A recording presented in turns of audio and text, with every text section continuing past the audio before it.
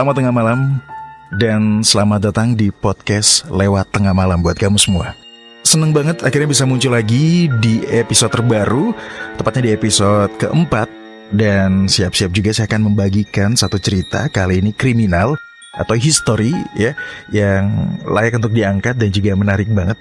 Dan buat kamu teman tengah malam yang penasaran banget pastinya, pengen tahu cerita apa yang bakal muncul di episode terbaru atau episode keempat untuk hari ini, langsung saja tanpa berlama-lama kita akan siap-siap mendengarkan kisah dari Irma Gris, penjaga tahanan cantik di kamp Nazi.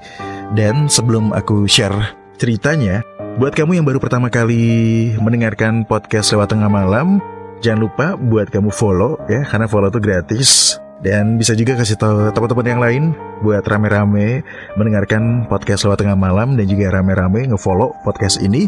Boleh di-share dan jangan lupa juga dengarkan episode pertama ya, atau beberapa episode lainnya. Atau kalau punya ide, punya cerita, pengalaman, atau saran, silakan langsung email di willyardan13@gmail.com atau bisa DM di Instagram @willyardan. Nah, teman tengah malam, langsung aja sama-sama kita simak episode 4 podcast Lewat Tengah Malam, kisah Irma Gris, penjaga tahanan cantik di kamp Nazi, paling ditakuti dan paling bengis.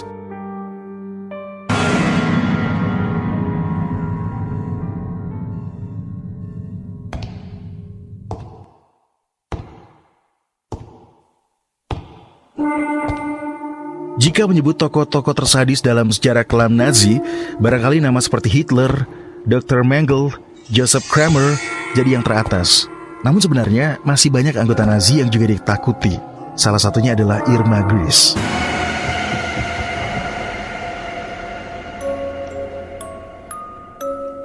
Nah, malam hari ini saya akan mengangkat kisah dari salah seorang penjaga SS yang merupakan mimpi buruk dan juga teror bagi para tahanan Nazi. Kekejaman yang dilakukan oleh penjaga SS atau singkatan dari Schutzstaffel atau penjaga SS di kamp kematian Nazi didokumentasikan dengan baik.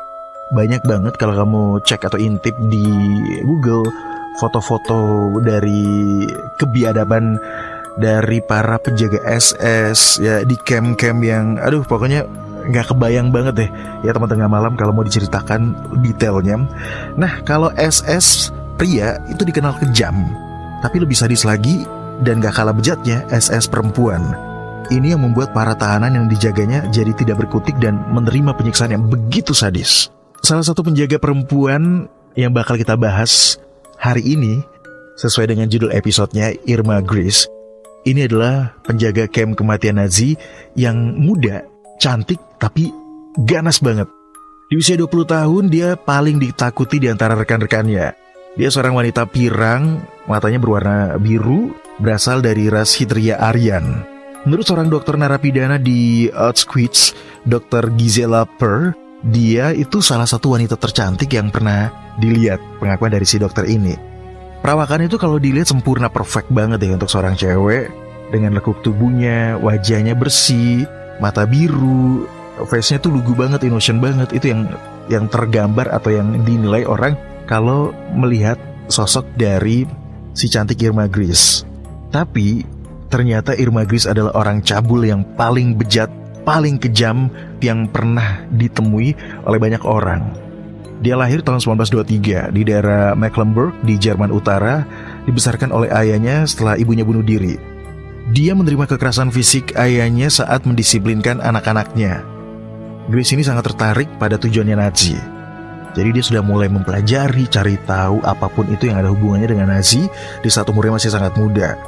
Meskipun ayahnya melarang anak-anaknya untuk bergabung dengan Nazi, tapi si Irma ini dengan sukarela bergabung dengan Liga Gadis Jerman ketika dia meninggalkan rumahnya di usia 14 tahun, masih muda banget ya. Gagal dalam keperawatan, akhirnya Irma ditugaskan untuk bekerja sebagai masinis sampai mencapai usia 18 tahun. Setelah usianya cukup, dia barulah bergabung dengan SS untuk menjaga pusat tahanan wanita dan anak. Nah, ternyata tuh ada ujian atau persyaratan atau istilahnya tes yang harus dilewati. Ujiannya ketat banget dan juga ada pemeriksaan medis. Irma dikirim ke Ravensbrück untuk pelatihan dan dia sering memukuli narapidana tanpa alasan yang jelas. Kayaknya emang udah psycho deh dia. Tahun 1943, Dia menerima perintah untuk melapor ke Auschwitz-Birkenau dan mengadopsi kebiasaan mengenakan sepatu boot berat, bawa pistol, ada cambuk juga yang dia bawa. Cambuknya ini cambuk kawat plastik yang dikepang gitu deh. Ya. Pada tahun berikutnya dia dipromosikan ke pangkat tertinggi kedua yang dapat dimiliki oleh perwira SS, dan dia juga bertanggung jawab atas sebuah camp. Di camp ini menampung 30.000 wanita semua ya isi campnya. Dia mendapatkan 2 anjing besar yang dia latih untuk membunuh, dan dengan sengaja membuat anjing-anjing ini selalu kelaparan. Katanya biar lebih kejam, lebih beringas, dan juga insting membunuhnya tuh lebih tajam lagi. Gris ini mencambuk wanita yang mencoba lebih kejam darinya. Jadi emang dia dasarnya udah kejam ya. Ditambah lagi dia punya peralatan-peralatan untuk ya mencambuk ya atau menyerang para tahanan. Dia juga menangani operasi untuk infeksi yang disebabkan oleh cambukan. Dan dia menikmati tangisan. Kalau dia dengar orang menangis itu dia menikmati banget gitu. Apalagi saat menjalani operasi tanpa anestesi, dia paling menikmati banget nih. Di momen-momen ini mendengar suara tangisan atau jeritan orang. Para saksi mata juga mengklaim kalau Gris ini tidak hanya berteriak tapi juga menendang dengan sepatu bootnya yang besar dan berat. Ternyata Gris ini memang menikmati sensasi melihat penderitaan korbannya. Jika para tahanan wanita tidak menyelesaikan pekerjaan yang dia berikan atau yang dia suruh dengan benar, Gris ini akan membuat anjing-anjingnya merobek, menggigit ya para wanita menjadi potongan-potongan. Itu nggak kebayang ya. Anjing lapar disuruh serang orang, aduh, serem banget, gila.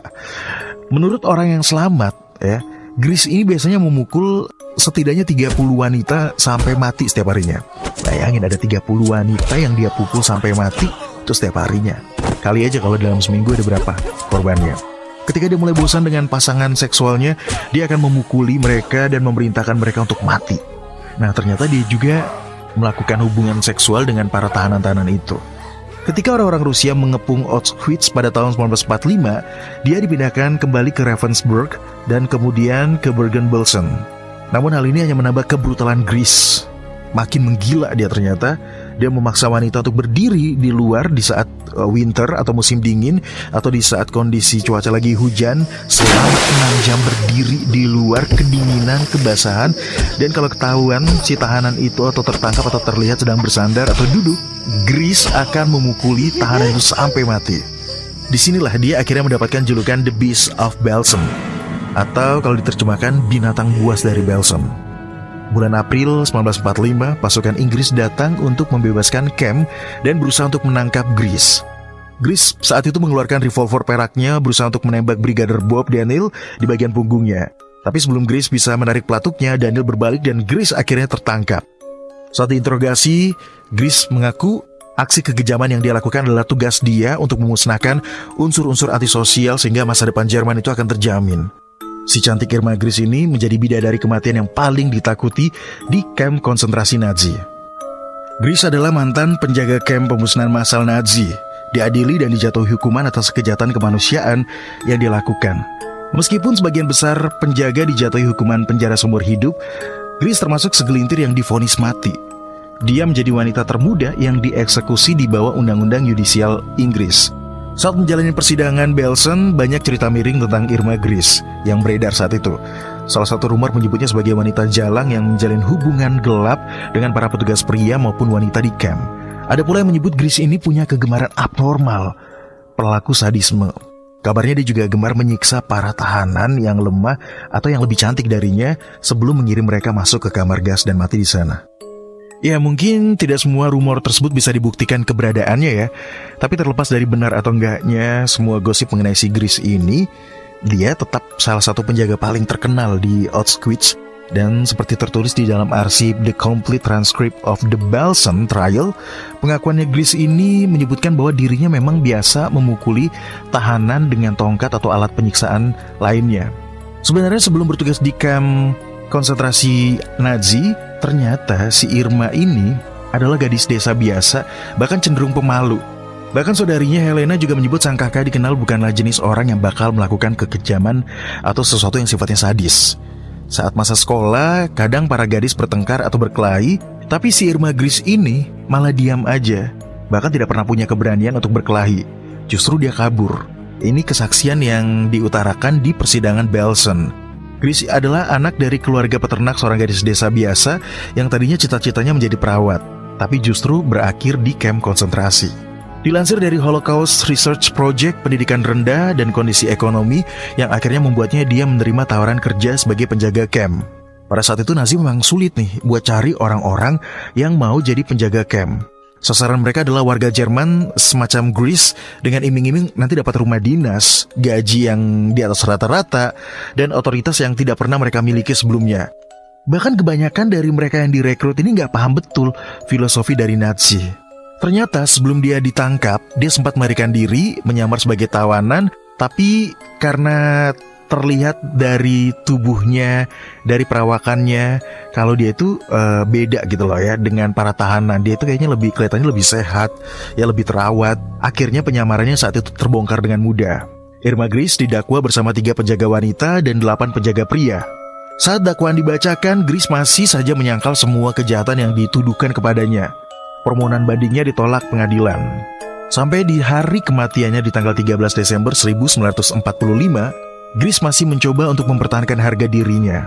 Grace menyanyikan lagu-lagu Nazi sepanjang malam menjelang eksekusi atau kematiannya dia. Tanggal 13 Desember 1945, Grace menjadi kriminal Nazi termuda yang dieksekusi pada usia 20 tahun karena kejahatannya. Saat diantar ke tiang gantungan, dia bahkan sempat tersenyum. Grace hanya mengucapkan satu kata terakhir, "Cepatlah."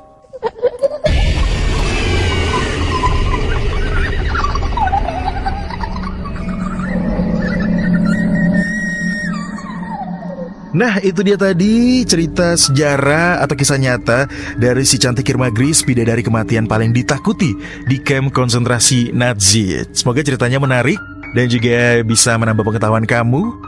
Dan buat kamu yang suka, jangan lupa di follow podcast Lewat Tengah Malam, di share juga boleh.